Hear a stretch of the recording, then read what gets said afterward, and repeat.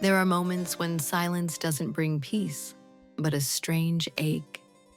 We find ourselves in quiet rooms, everything still, yet something feels missing. It's not sadness exactly, it's the echo of noise that used to fill us. We thought peace would be soft and full, but sometimes it's hollow, almost too calm. We spend years chasing calm. We think that once the storms end, we'll finally rest. But when the storm actually passes, there's this odd stillness, and we realize we've forgotten how to live without chaos. We built our identity around surviving, and when there's nothing left to fight, it feels like there's nothing left of us. It's not that peace is empty, it's that we don't know who we are inside it. We mistake the absence of struggle for the absence of meaning. Sometimes we confuse peace with numbness. We call it calm, but deep down, we're afraid to feel again. We've been so used to reacting, to protecting ourselves, that when life stops hurting, we don't know how to simply be. The silence starts to sound too loud. We fill it with music, voices, screens, anything to feel less alone. But the truth is, the silence isn't the problem. It's the part of us that never learned to rest within it. Peace isn't supposed to thrill us. It's supposed to ground us, slowly, quietly. But we've been taught that meaning must be dramatic, that love must be loud, and that growth must hurt.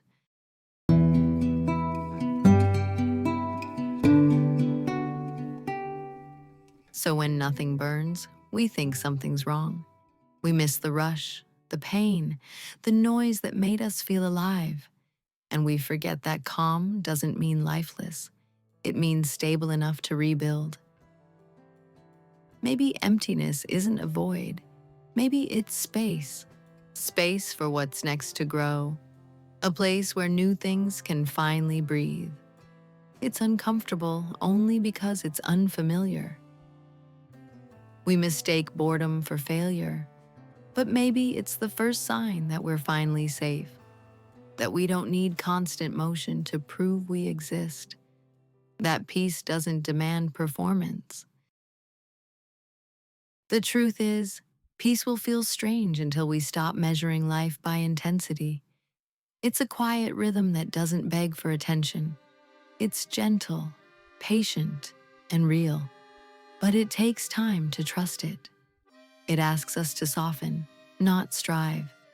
And maybe that's why it feels like emptiness, because we finally have room to feel what's been waiting.